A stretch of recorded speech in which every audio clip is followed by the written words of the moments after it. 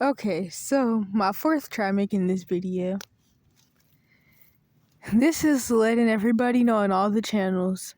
So I'm going to be posting this on the part 1 channel, the part 2, all of that. And I don't even know what I was about to say right there. Probably nothing. But yeah, so I had to do the whole runaway and lay low till 18 thing. For those who don't know. Which, if you're not on the part 5 channel, you're definitely not going to know. If you're on the part 1 to 3, you're not going to know. Or the part 4 too. But the part 1 to 3 channel, those were the ones that were deleted on, what was it? Okay, so basically, for those who don't remember, on 2/17/22, CPS got involved, CPS/defects. That was my first case in GA. Got involved in 2/23/22. They snitched about the fact that I had 1,950 plus abuse evidence videos. By 2/28/22, my older enabler sister, so my mom's boyfriend found out my password and got into my phone. And then my older enabler sister, my mom, and them deleted the videos. They were really trying to delete everything. And then they compromised my main email since 2016, which I still trying to figure out what to do about that. And I want to do something about that, but it's also kind of risky because I don't really trust authorities, because I feel like they're going to tell my relatives where I am, even at 18 plus. Because everybody probably knows how the black boule sellout Freemason police are in GA. I mean, or how those people are in general. The boule, I mean, they claim that they've done things to help our communities, but honestly, going into some white supremacist Greek letter college cults is not helping our community. Honestly, I'd rather for people to just go into voodoo and become hoteps.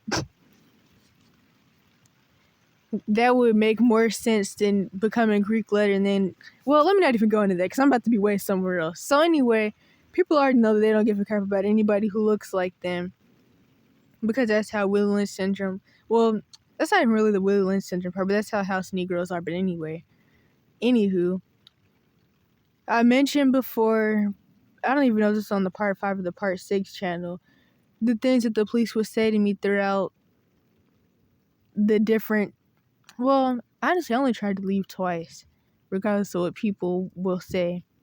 But there was this one point where the police are basically making jokes about how they were going to be pulling me out of a ditch. Well, yeah, a ditch or a lake or whatever, and how I was going to get raped and molested and beat up and all of that stuff. And they really wanted to see this not work out for me. They didn't want to see me leave and work out. But to be truthfully honest, the people that they were comparing me to were abused kids who really wanted attention and love and were really desperate and were attracted to older people. Or either were just doing it for the attention, even without the attraction. So they were going and moving in with child molesters because they wanted to be loved. I've never really been that desperate. I mean, I've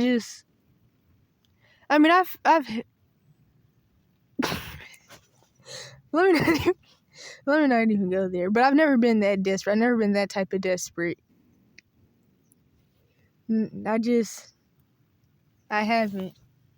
I had limerence sessions and stuff with people my age, and I've been really codependent with people my age, and that was all really, really left because there's this one point where there's a girl, I didn't even really talk to her, to be honest, but she told me I was so desperate. It's funny, but I've never been child molester desperate. I've already had enough sexual issues throughout my life since I was a toddler, and that would have just screwed me up even more. I really didn't want to go into that, but yeah, so anywho, to get back to the point, I don't really want to get involved with the police, which is why I was scared to even let them know that I was okay yesterday on my birthday like I was supposed to, because you're supposed to let them know once you turn 18 that you're okay, but I was scared to even do that because I'm worried about them telling my relatives where I am, or just the fact that they're gonna talk junk to me and curse me out and tell me about how I need to go back to my dysfunctional family system. I don't even know where my relatives live, to be honest. I don't even know where they live. I don't know if they even still live in Georgia. I mean, they didn't even have room for me anyway. And of course, my mom most likely stopped getting the check yesterday. But they may end up giving it to her again because I don't have an account for them to put the money in, and I haven't contacted them. But the thing is, I don't want to go down for disability fraud, so I don't want to be getting a check for problems I don't have. I'm not even really sure what the check is for, to be honest. I think it's for a learning disability, but I'm not even sure. I'm really not even sure. Because for those who don't remember, there were 17 plus false diagnoses, so I don't even know what in the world. But I would assume it's for a learning disability. Really not sure, though. But I don't even want to go into the whole getting a check thing because I don't want to fall into a victim complex either. So, yeah, but to get back to the point, I did the whole lay low till 18 thing, which is something that I somewhat mentioned on the Antister channel where I talk about the systems and all the stuff that they do.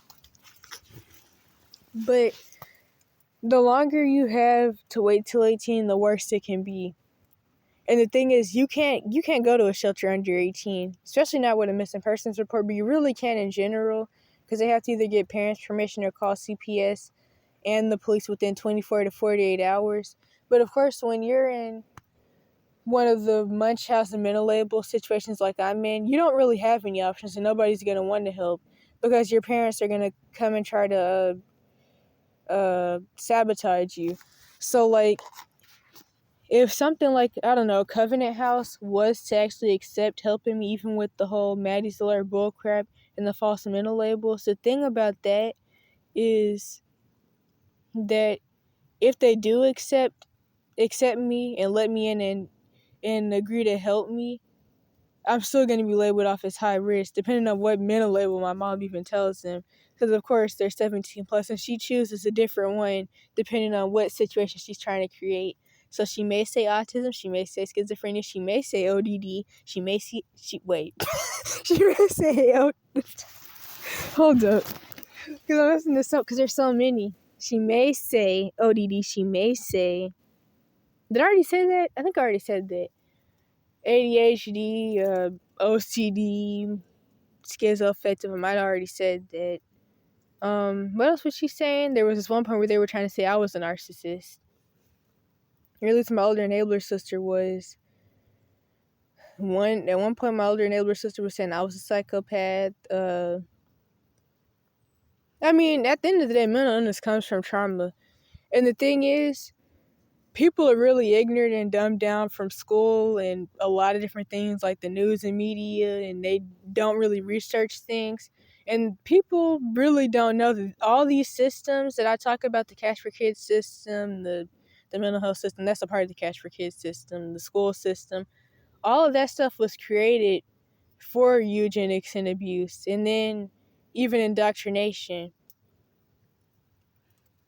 And that's something that I may have mentioned, at least in the description of the Cash for Kids system remake video that I have on the Antister channel.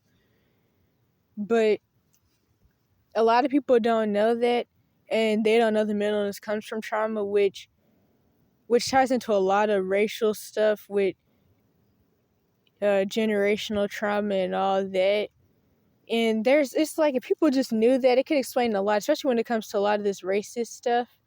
But yeah, so people really don't know anything about mental health or mental illness, or even the fact that mental illness is not a physical thing, it's a spiritual thing, because your spirit is your mind, will, and emotions.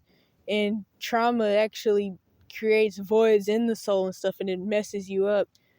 But people don't know any of that because they've been dumbed down with a lot of this stuff that really revolves around white supremacy.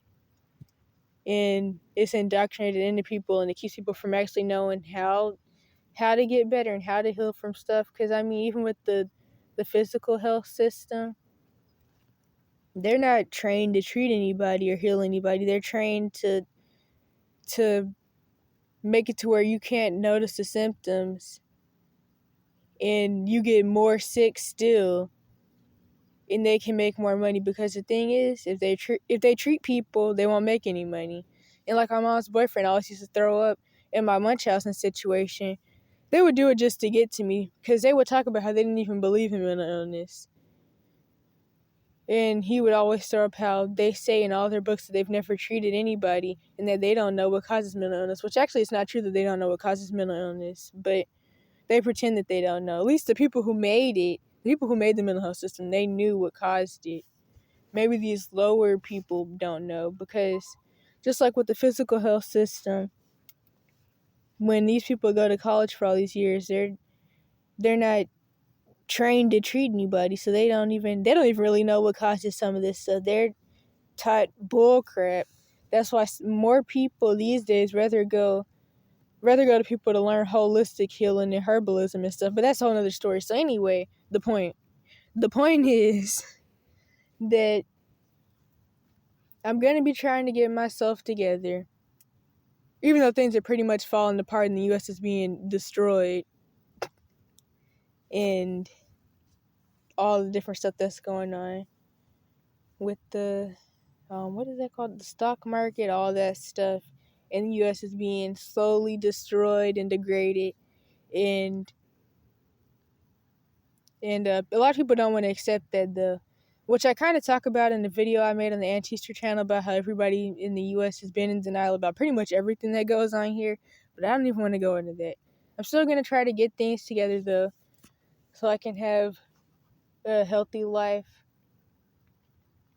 And yeah, I know I always mention how I wanted to go to therapy once I turned 18. And honestly, I still do. But it really does scare me, though, just the thought of how left it could go. Because, I mean, at the end of the day, although my trauma revolves around a lot of different things, one of the most traumatizing things that happened was the Munchausen situation. Also, just the fact that I still have to worry about my younger siblings and my nephew, because that still like makes me ruminate and stuff a lot. But anyway, the Munchausen situation was one of the most traumatizing situations for me, really the main traumatizing one, which is why that's like honestly one of the main things I would talk about. And what was that about? Oh yeah. And so the thing with mental health professionals and really anybody is that they don't want to admit what their field is actually made for and what the people in their field do. And they're going to say that I was just failed by the system and all that bull crap. And I hate when people talk about broken systems and failed systems, because it's not a broken system or a failed system. These systems in the Cash for Kids system are doing exactly what they were made to do, which is further traumatize and exploit and abuse and traffic and drug and label already abused kids, or even kids who don't have parents in general, or people with little dumbed down house Negro moms who basically turn their kids over to the systems that make their sons and daughters statistics. So, yeah. What was I about to say? Okay, wait a minute, hold up.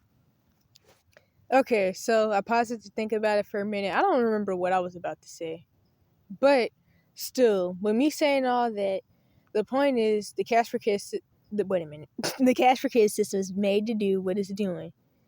Although they try to make it seem like there's systems put in place to help people under 18, but really there's no system put in place to help anybody. There isn't. And people always throw up capitalism, but honestly it's more than capitalism, because what I've realized and pieced together throughout the years is that child abuse is an agenda, and it helps create a world of messed up people who will go along with anything and don't think for themselves. Well, child abuse and indoctrination put together. So really at the end of the day, it's not even about money, because the people at the top print money anyway. And I mean, of course, the US dollar doesn't really mean jack anymore. But child abuse really none of the stuff that goes on is really about capitalism at the end of the day. Capitalism, if anything, is the cover up. Really what people should be talking about is communism. But I'll talk about that on the Antista channel more so. Okay, gonna try to wrap this up because I don't want this to be 20 minutes. So, with all that being said, I had to accept the fact that I had to save myself and that nobody's going to save me. People are going to play dumb. They're going to play flying monkey. If you don't know what a flying monkey is, Dr. Ramen has videos about it. Or really, you could watch anybody's video about it. A lot of people do. They're going to play enabler. They're going to play flying monkeys. They're going to play stupid. They're going to play like they're going to help, but they're really not going to help. All that stuff is going to happen.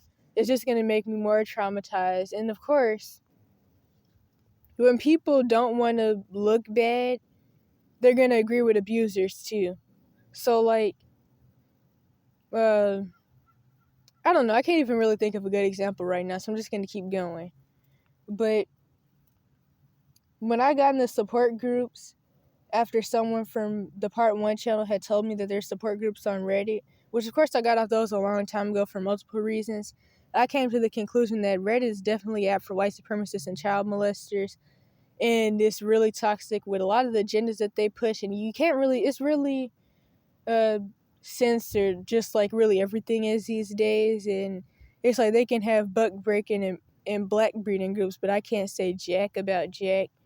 But I'm not even going to go into that because then I'll be somewhere else. So anyway, I got into the support groups, and I realized even more how common my situation is, which of course I already knew was pretty common because, I mean, when you're in the Cash for Kids system, there's plenty of other people in there with you that are in similar situations where they're being framed as the crazy bad person for their trauma symptoms or even over things that didn't even really happen, and their abusers are just lying. But I realized that the Munchausen part specifically, which all of it is pretty much Munchausen, but if I go into that, I'll be somewhere else. But the Munchausen part, like, I went through where I was getting all these different labels. Like, I got 17 plus labels at 12, for those who don't remember. That was the second time I was doing my mom and all that. And so I realized that was actually really, really common.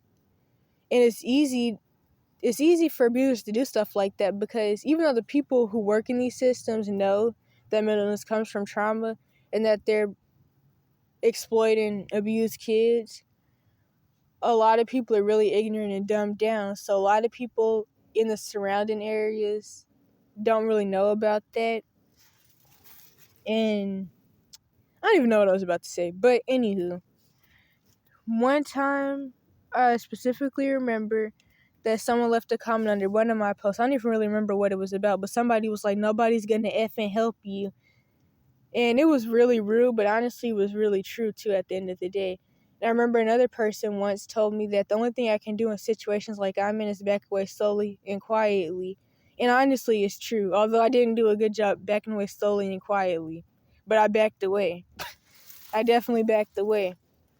Honestly, CPS, they messed that up when they had snitched about the abuse evidence videos, because one of the worst things about that wasn't even them letting my relatives know that I had videos to prove everything that I was saying.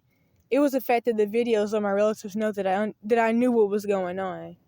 That was the worst thing. I think I mentioned that before during the situation. But yeah, so I'm trying to think about what else to say. Basically, when you do the whole lay low till 18 thing, you don't have rights to do anything under 18, so you can't go to a shelter, you can't get food stamps, you can't do any of that. You just have to lay low. So you're going to have to be living in a tent in the woods somewhere, and you're going to have to do busking or panhandling. I wouldn't really advise panhandling because that really makes it look like you're in a bad predicament. You got to stay away from Let Me Help You Lunatics. Let Me Help You Lunatics is what got me turned in when I tried to leave in 2022 at 16. And I was only even out there for 6 days, so my mom lied and said I was gone for 30. Because she was counting me being locked up. And it's like, you're the man. There's so much I can say about that. Anywho, so stay away from wait a minute, because I have mucus buildup. Stay away from Let Me Help You Lunatics. That's what you really got to worry about. Those are people that, well, I actually have a video about it on the Part 5 channel. I put it in the description. I didn't really think I gave it a great description, but to make a long story short, They try to force help on you that you don't need or want and that they can't give. They're very unstable, and they will get you and them. They'll put you and them at risk and get you caught. And they'll do a whole bunch of stuff. And you really got to avoid them because these people, when they start bothering you, they really won't leave you alone. I felt like I would have to skip town just to get away from some of the let me help you lunatics I ran into. And they're usually females. But I think that's pretty much it. Oh, yeah, and also, I'm going to put the video in the description from the Part 5 channel where I talk about how I'm removing the videos, which I've already removed a lot. I'm completely done with the Part 4 channel. I'm almost done removing them all off the Part 5 channel. The last one is a Part 6. That one only has like 126 because things were more chaotic when my mom's boyfriend was around. For the Part 6 channel, my mom's boyfriend wasn't around for like 6 months. It felt like he was only gone for like 1 to 3 months, but he was gone for like 6 months, and then eventually I left. I left after he came back, though. That's where I had the videos about... Well, no, I don't even know if that's on there, if that's on the Part 5 channel, but one of them has the videos where I was trying to get the GED, which I had been trying to get that since 2021. For those who don't remember, that was a stupid little situation. Running around like a chicken with my head cut off trying to get the $145 to even pay for the test. But yeah, so I'm going to title this I Made It Till 18, I guess. And this is going to go on all the channels. Probably going to take a while for me to get it uploaded to all of them because I really don't have the energy to even sit. Well, no. The energy or the patience to sit somewhere with Wi-Fi all day to upload them. Plus, I'd probably never be able to upload all of them on all the channels in one day just because of things with internet and my patience. And being in abuse situation was definitely really, really stressful, and I'm definitely at peace now. It's more peaceful and it's not as stressful. But I mean, being homeless is still pretty depressing. But it's definitely better. It's definitely better. And I'm glad I got out. There were definitely some points where I didn't think I'd make it out. And I thought they really had me locked up somewhere over some lies for the rest of my life or stuck in that conservatorship I would have died in. But, yeah, so thanks for all those who did give advice and who did, what was I about to say? Who did do whatever. Who did whatever, basically. So for those who gave advice, for those who tried to help at some points. And it definitely did help me a lot. Especially with breaking free from the cognitive dissonance and the gaslighting. That was the one thing that I needed to do. And I was really lucky that I started finding out what was going on in 2020 at 14. Which is around the time I started the Part 1 channel. When I was staying with my dad because, like I may have said in this video, that's when I fell through the YouTube to TikTok rabbit hole where I found the term narcissism and I found out about narcissistic family systems. I found out about DPDR, which is something that I've had since I was like 6, but I never knew the terms for it, obviously. I found out I had hypersexuality disorder at 8 because I started researching my symptoms for that then. But as far as the CPTSD and BPD and all that, I found out about that in like maybe 2020 or maybe to 2021. But with the help of my dad's multiple girlfriends, I realized that it was actually really obvious what was going on. But of course, nobody wanted to hear from my mom, who created the situation, because she's a female who does the single mom, the victim complex single mom persona, or whatever I would call that. So people would confront my dad about me being on the drugs and the false mental labels, but nobody would ever say anything to my mom's face about it. Like the mental health professionals and the doctors and all of that, they would come to me and tell me about how obvious it was that my mom was lying. Like I remember at one point, before my mom, well, this was way before my mom had removed me from Hugh Spalding. But one time, the doctors came to me and asked me if I wanted them to help me and if I wanted them to try to get me placed somewhere. And it's like, why are you even asking me that stupid question? If I would have said yes, they wouldn't have did it anyway. I don't even remember what I said. I think I said I don't know or something. I don't even know. But there was this one point in time where they tried to talk to me. Wait a minute. They spent more time talking to me about becoming transgender, trying to talk me into it, if anything, which, of course, I'm not about to fall into that. But they spent more time talking to me about that than about my situation. And it was just a whole bunch of mess. All the more reasons why I don't like doctors in general. And I don't trust any of them. I don't even want to get medical insurance because I just want to take my health into my own hands and do natural healing stuff. I don't even really want to go to the doctor ever again. Yeah, luckily, I've been getting my stomach issues together too. So, before I stop this, I'm going to say the last thing that happened when it came down to my stomach issues and all of that, which of course there was a lot of stuff where I just wasn't eating enough. A lot of situations where I wasn't eating enough since really forever, to be honest, but specifically 2020, because it was early 14 when I was let off the drugs. Then I started losing the metabolic syndrome / diabetic weight. And then since the situation with my dad where I wasn't eating enough, and then I just dropped down to 80 pounds, and then I continued to be 80 pounds till I don't know, early 17.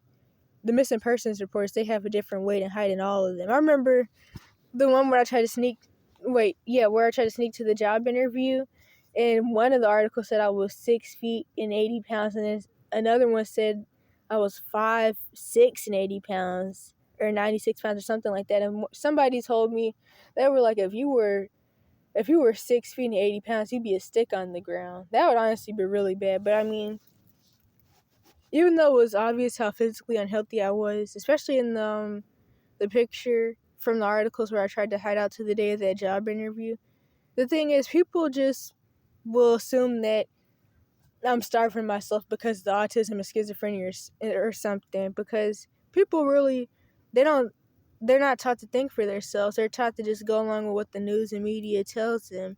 And if you read something or if you see it in an article, then it's true.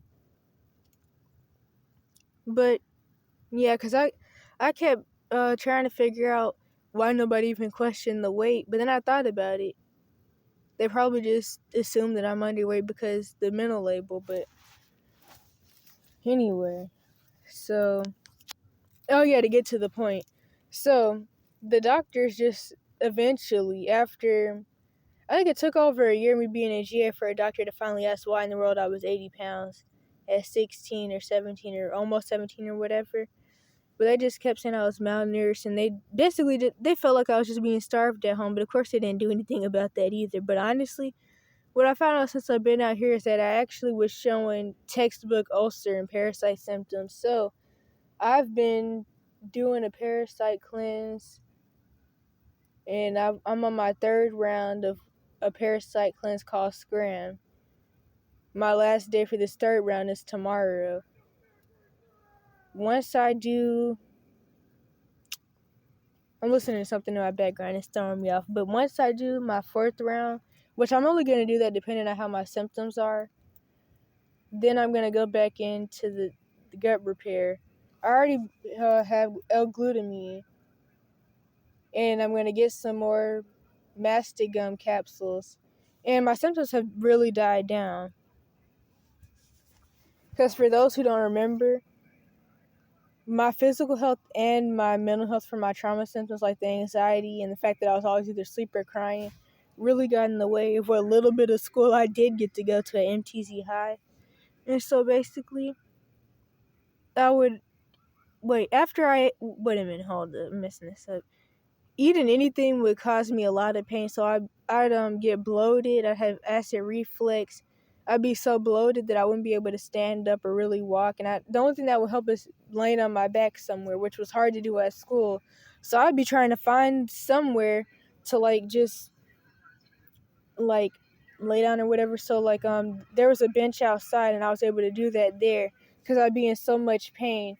And I remember I left the classroom and asked to talk to the teacher outside one time when I was in a lot of pain, and I was trying to go to the nurse, and she just asked me if I was having period cramps, and I was like, no, I don't even have period cramps. And she just told me to go sit back down, but I was in a lot of pain, and of course nobody gave a crap, because people don't give a crap. Just like how they would come to me telling me that my mom was telling that I was retarded and asking why my mom was lying on me, but of course they didn't do anything.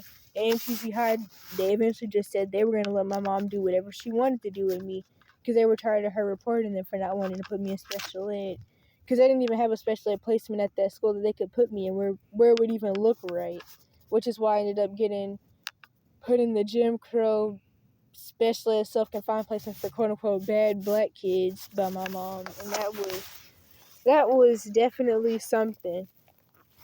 The staff members were really toxic, but anyway. So my symptoms have been getting better since I've been doing the cleanses and stuff, and it still ended up being 31 minutes. But yeah, so I made it till 18. I didn't think I would. A lot of people didn't think I would. I got out a long time ago, actually. This was a long anticipated wait till 18. It could have been worse, though, because some people have to leave their situations at 12 and 13. And it's really not fair that there is no system put in place to help, because honestly, nobody should have to be homeless waiting until 18 because they don't have rights. And the thing is, you have to, find ways to survive, and you have to try busking or whatever. I wouldn't advise you to panhandle because it's going to make people want to report, but if you're busking, it could look a little better because you're selling your art or you're singing for money or whatever, and it looks a little less bad. But it's really not fair that we can't go to a shelter and we can't go to school, and a lot of people try to prolong running even when they're in a really, really bad situation because they really want to try to finish school or get enough education, quote unquote education anyway. But yeah, so that's that.